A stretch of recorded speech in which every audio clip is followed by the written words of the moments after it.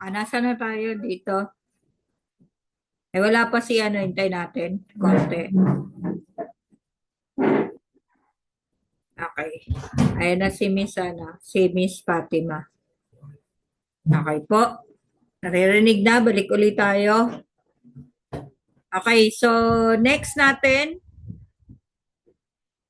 explanation pala dito sa ating second journal entries. So ang explanation naman natin dito ay sales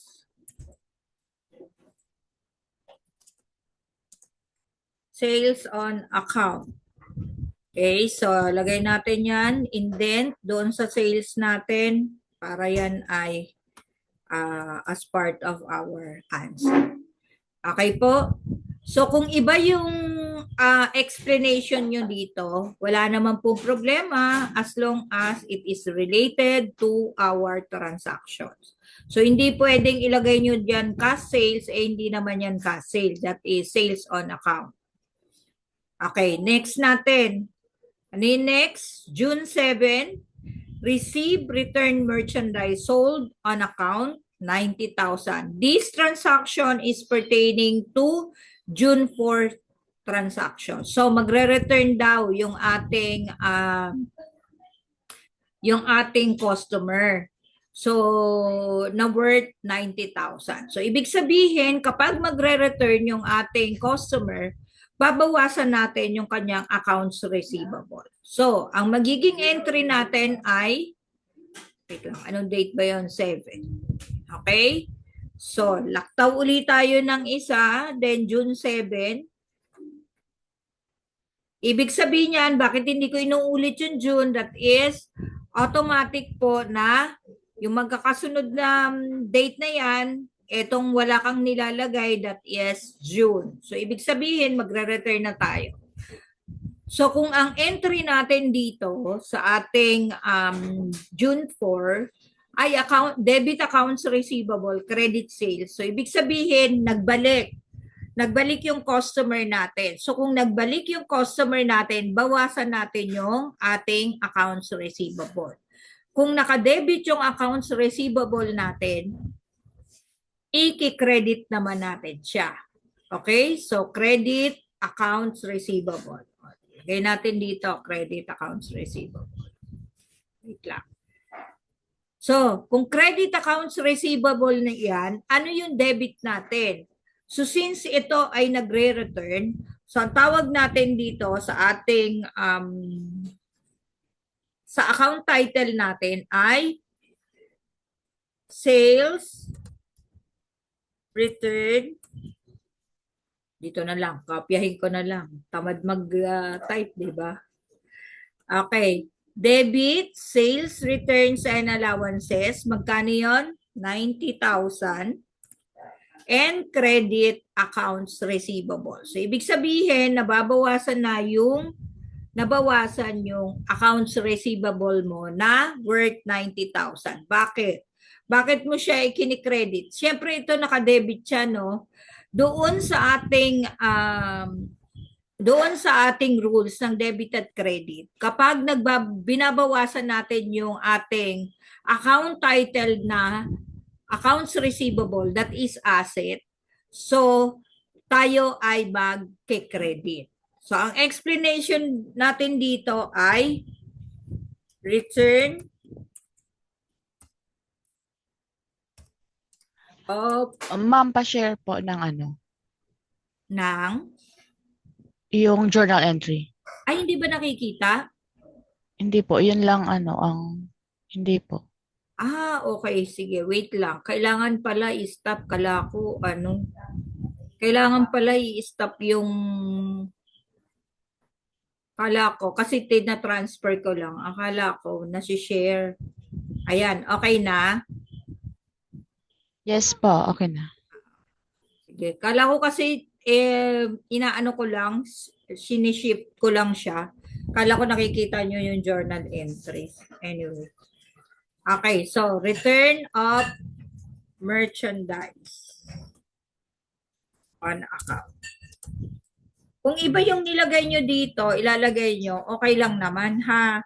Huwag kayo magpaka-stick doon sa kung ano yung nilagay ko. Kasi pagdating doon sa explanations, wala pong ano yan, wala pong problema kung yun po ay um, iba ang explanation mo compare doon sa ibang mag-exam.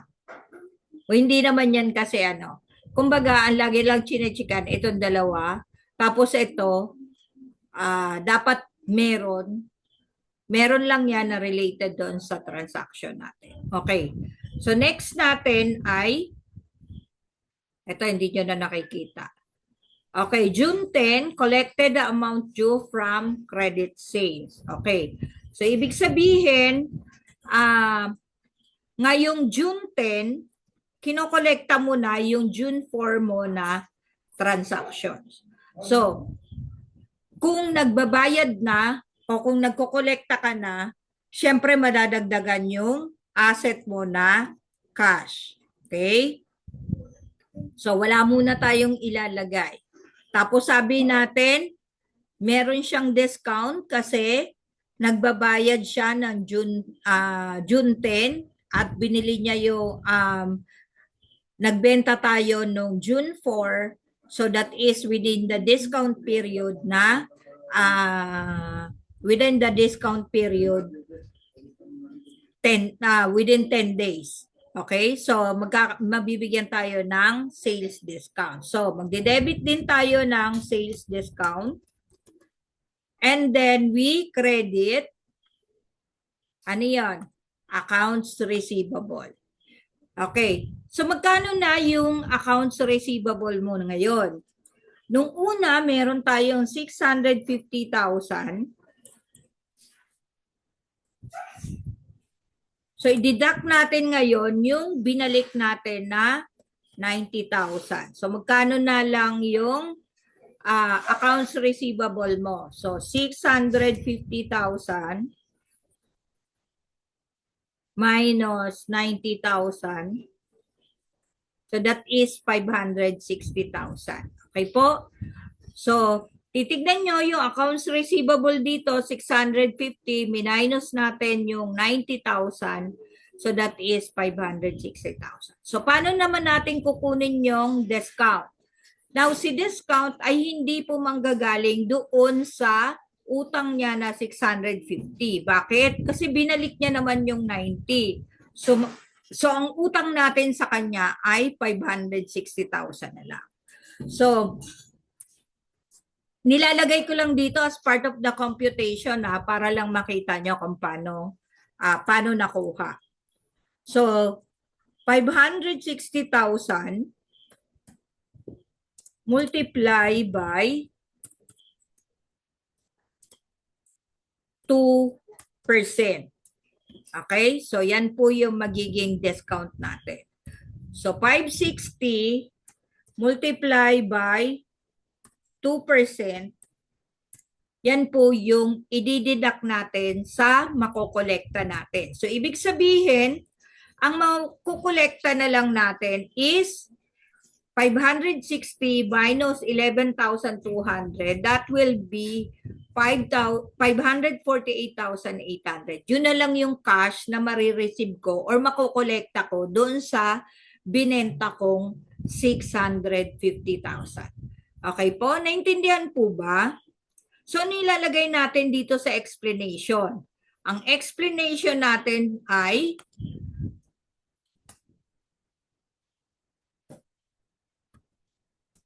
collected amount in full for June 4 transaction. Kung hindi ganyan explanation nyo, okay lang. Basta nilagay nyo yan ay nakolekta nyo na in full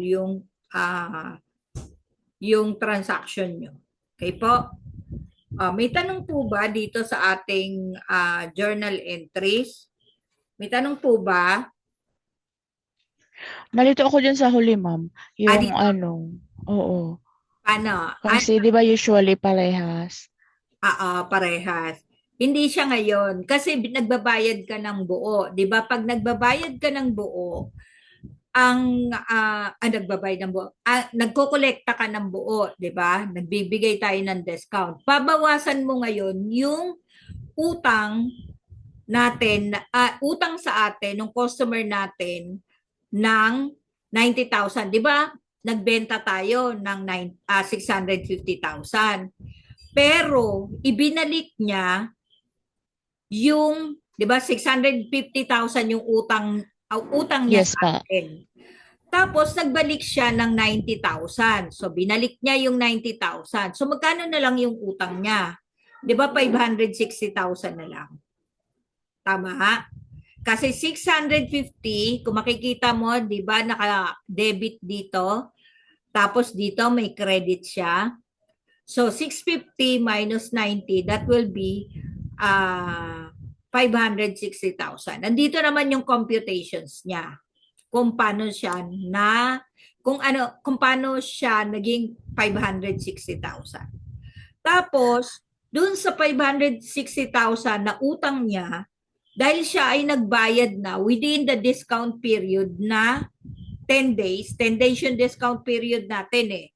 So, binibigyan niya tayo ng 2%. Di ba nakalagay dito stop ko yung share. Ay. Okay. Hindi kasi siya pwede ng maramihan eh. Okay. So yan. 'Di ba sabi niya, collected the amount due from credit sales. So ibig sabihin, nakukolekta mo lahat yung yung pinautang mo na worth 650,000 kung wala siyang inireturn, kung wala siyang ibinalik. Kaso mo yung customer natin nagbalik sa atin.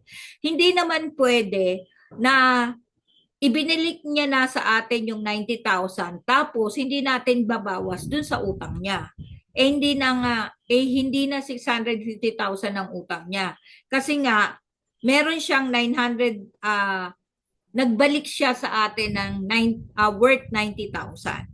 So dito, sinabi niya dito sa transaction natin, meron tayong 2% na discount kapag nagbayad tayo within 10 days. Kaya meron tayong dito.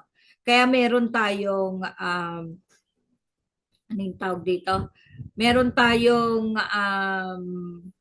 discount na nire-record. Kasi pagka hindi tayo nag-record nung natin, nung ating discount, lugi naman yung magtataka tayo kasi ang marireceive na lang natin ay pag kinompute ni customer yung ibabayad niya sa atin, liliit na lang. Bakit? Ibabawas niya na yung 2% na sabi nyo na ipangako nyo naipangako nyo sa customer nyo, nabibigyan mo siya ng 2% discount kapag siya ay nagbayad ng maaga. So, ganun po. Kaya po, So dapat pala siya dun siya ilagay sa ano. Doon lang ako nalito sa ano, ma'am, yung pag-post na diyan sa journal entry. Kasi doon ah, kasi sa PR ay, nakalagay sorry yung naman. ano. Sorry po. Sorry po.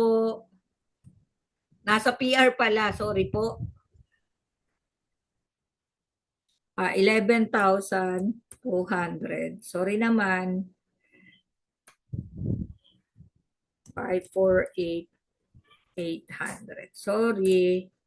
Diba? Yan. Thank you sa So, ganun po sa debit at credit. Sorry, hindi ko napansin yun. Okay. Okay na po. Wala po ilalagay tayo muna dito sa post reference. So, naintindihan po ba yung first Ate, transaction natin? Okay. okay pa. Okay. So, meron tayo dito sa natin, doon sa, wait lang, check ko dito kung na may nilagay ako. Ayan, medyo, nilagay ko pala yung second problem dito. Ito naman ay purchases. Okay. Meron tayo sa module nito, but meron tayo dito. Try natin dito sa inyo. Ito po yung second problem natin. To review Kanayan Tires entered in the following transaction during the month of June 2018. So ito naman yung mga transactions niya. So periodic inventory system muna yung ginagamit natin at hindi perpetual. Okay po? Wait. Okay. So nakikita niyo siya. Okay. Try nga nating sagutan based doon sa kaninang binigay natin na journal entries. Gawa muna tayo ng gawa muna kayo ng chart of account kasi walang nakalagay dito na chart of account. Unlike doon sa ibang problem kasi. Merong try nyo munang gumawa ng chart of account based dito sa natin. Dito sa ating transactions.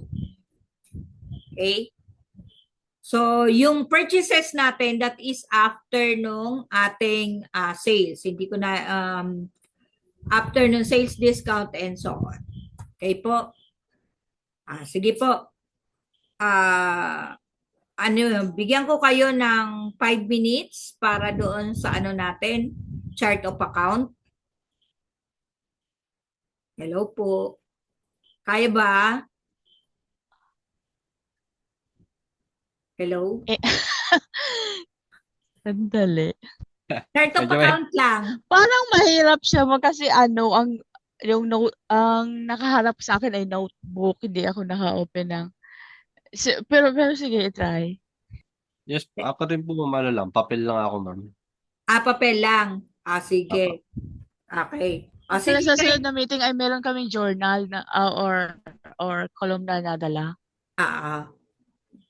Kahit papel lang, pwede naman. Di ba yung ginawa natin kanina? Pwede naman sa papel lang yun. Remember yung ginawa natin na chart of accounts? Pwede yun sa papel. Kaya sundan nyo. Ito, wait lang. Share ko lang yung para mas screenshot nyo yung kung paano natin ginawa yung chart of account. Ito po yung chart of account natin kanina.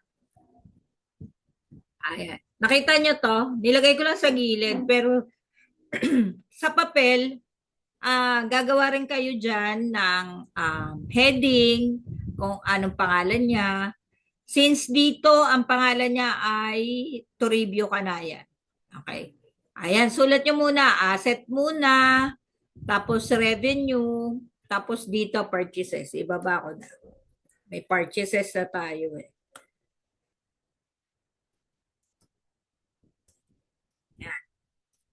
Para So, asset, liabilities, equity, revenue, purchases, and expenses. Yan yung pagkakasunod-sunod. Ganyan yung gawin. Sulat nyo muna, tapos, sasabihin nyo na lang sa akin kung ano yung sinulat nyo dyan sa, sa papel nyo. Okay po? Yes pa.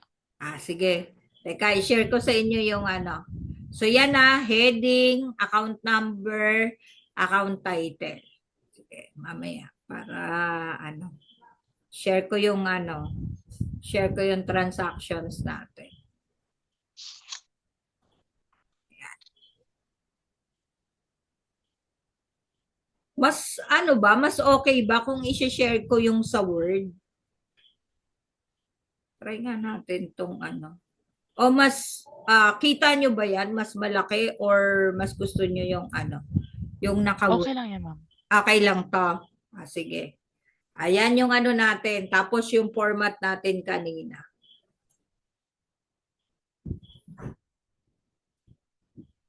So meron na tayo dyang purchases. May sale ba? Meron ding sale.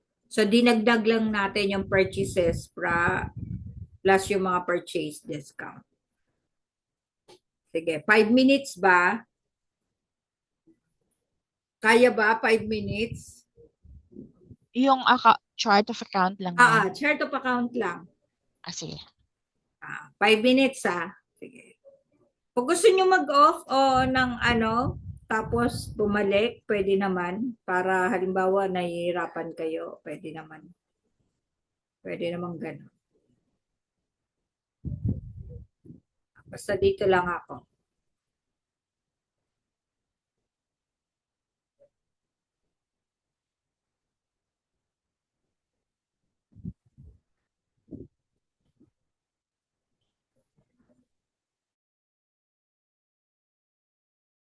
Balikan ko kayo in 5 minutes. Dito lang ako.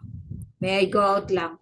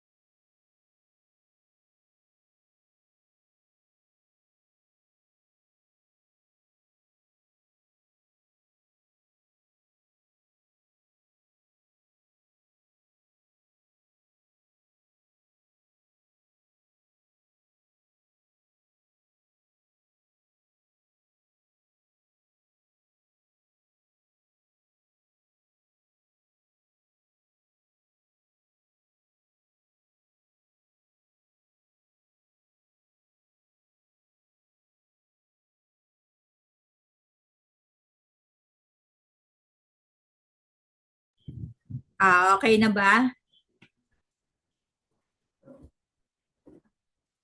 Nakagawa na ba tayo?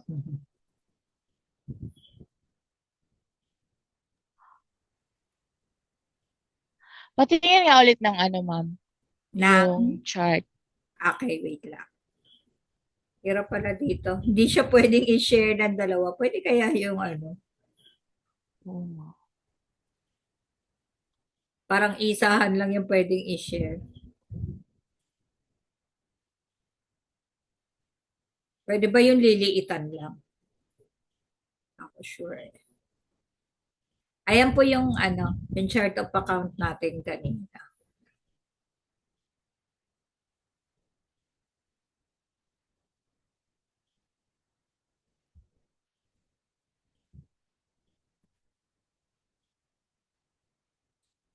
I-rename ko na. Problem 1.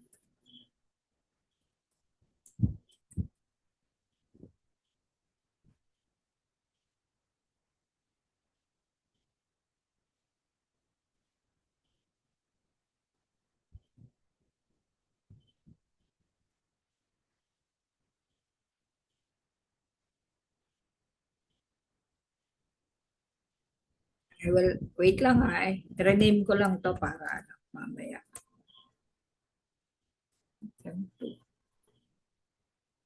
Ayan po yung ating chart of account.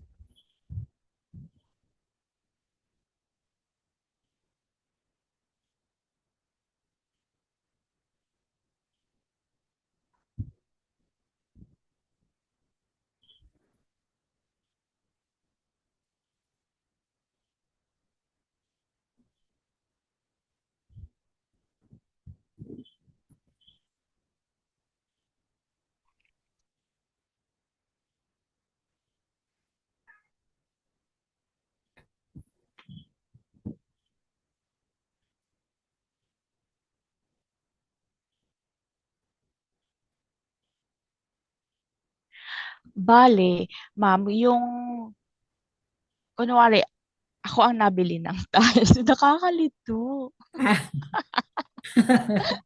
Sige. Kunwari, ako ang nabili.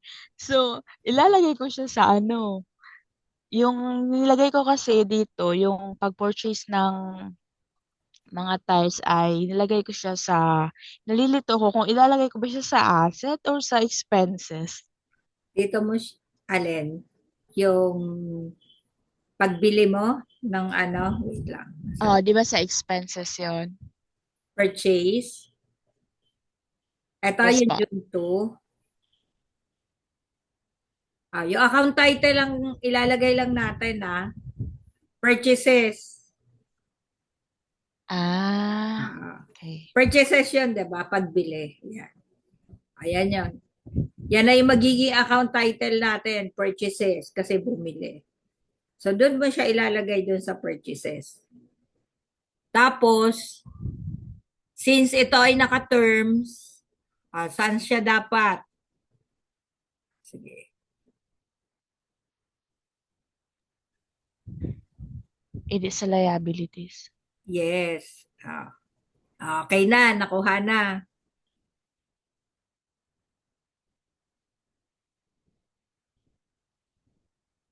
So, pag maglagay pala ng account, hindi siya necessary na ilagay pa yung details. Ilalagay lang siya na purchase ba siya, cash, or ano? Yes po. Ganun lang po. Muna sa akin. Ah, Sa chart of account.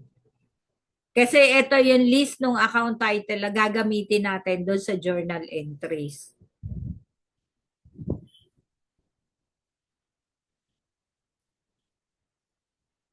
Ano nakikita nyo? Yung Excel ano? Tama ba? yes Yes po. po. Po. Sige. Na-screenshot nyo naman yung kanina, di ba? Pag nililipat ko, hindi nakikita eh. Pag nilipat ko ba yan, nakikita nyo ba yung ano? Yung PowerPoint kanina o yung Excel pa rin? Excel pa rin po. Excel pa rin. Oo nga. Hindi siya nakikita. Paano kaya ito ano? So, bali ma'am, kung kunwari, 3 times na nag-purchase, so different number na yun. Oh, isa lang yung account title mo. Purchases. Copy nga natin. Hindi na siya pa. Kunwari, June 1, 2, 3. Hindi. Um, Ma'am, excuse hindi. me po. Yung ano po na yung nagastos po do sa biyahe, purchases premium po ba siya or sa ano po? Asan siya? Why? Ay, yung sa ano po kasi sa June Tracking? 4. Tracking Opo. firm? Ayan Opo. yung freight. Okay. Ah, freight. Freight yan. Saan po siya ilalagay? Sa ano siya? Sa purchases siya. Sa baba ng... Purchase din po. Okay. Dun Okay. sa... Ah, Okay po. after siya nung ano, after, bago siya ano, part yan ng purchases. Freight in ang Okay. tawag. Kasi pagka freight out, kapag ikaw ay seller. Dito siya after ng purchases. Yan yung magkakasama, purchase returns, purchase discount, tapos freight in. Tapos yung expenses doon naman sa freight out.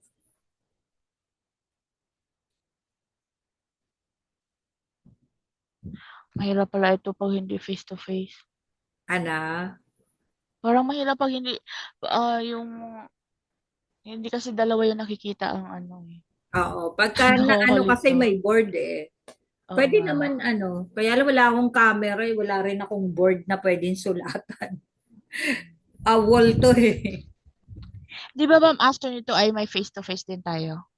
Yes po. Pero mga, I forgot ko mga 4 times na lang yan. 4 times bago mag-exam. Parang yung review natin.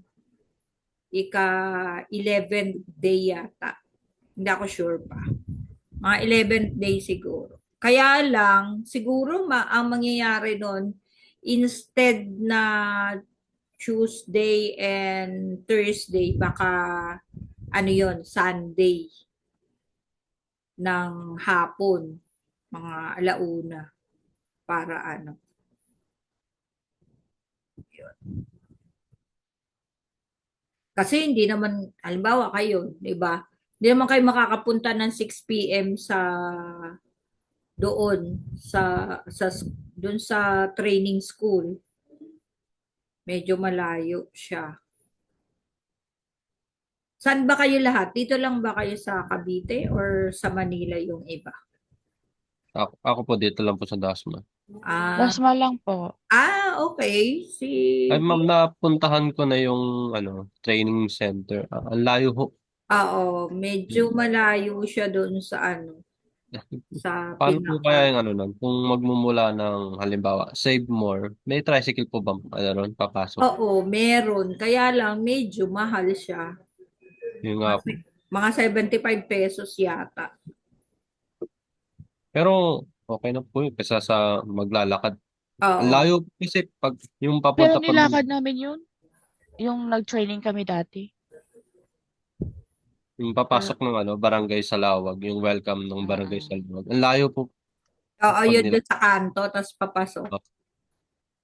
Medyo malayo. Pero ano, I think pagka ano yata, sinusundo yata. Kasi nag-aano ko nag-aangkas ako papunta. May service kasi ko papunta. Nagmumoto. Yun yung ano.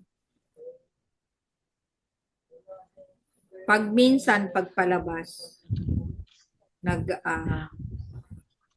naglalakad. Ma'am, excuse me po. Yes po. Pwedeng ano po kung maglilib po tapos maglilib po lahat tapos gagawa ng ay papasok po uli. Pwede po ba yun para hindi na maghihintay ng 9 minutes? Hindi yata. Pag nag-leave, Oo, parehas lang din. parehas na. Okay. Oo, mag-aantay ka rin. Kasi kanina dapat mag-subscribe na ako for 30 hours. Kaso sabi ko, ang daming hinihingi doon sa sa Google. Eh kulang yung nandun sa debit card ko ng parang 500 something. Eh nasa 400 lang yung ano ko. Try ko dun sa credit card. Eh ang ano, sabi ko ay Ta- magkaklase na. Mamaya na lang siguro. Tanong ko lang, ma'am, yun ba sa chart, sadyang ganun ba? Asset, liabilities, equity, Wala revenue, to ha. purchase? Nilagay ko lang to as guide. Actually, wala yan. So, yan yung pagkakasunod-sunod lang. Pero Ah, pero yun talaga ang pagkakasunod-sunod. Yung asset, liabilities, equity, revenue, purchases, and expenses. Yan ang pagkakasunod-sunod. Pero hindi mo siya ilalagay dito. So, yun po. Para lang maging Ah, guide nyo yan pag ano. so meron pala talaga sa purchase. Ha? Okay po. Ito kasi nilagay ko yan para guide nyo pagka, para hindi, syempre, ano, para nakikita nyo na kung paano sunod-sunod. Para hindi nalilito, baka mailagay nyo doon sa kabila. Kasi hindi naman pala siya doon. So, anong date na yung ginagawa? Medyo mahaba na yung nilagay ko para ano. Pero ano lang naman to dinagdagan ko lang ng konti doon sa ano natin. excuse me po, pabalik lang po doon sa problem para po bago Ah, po mag 9 minutes mag ano po. sige, wait lang. Ma-picture ko po.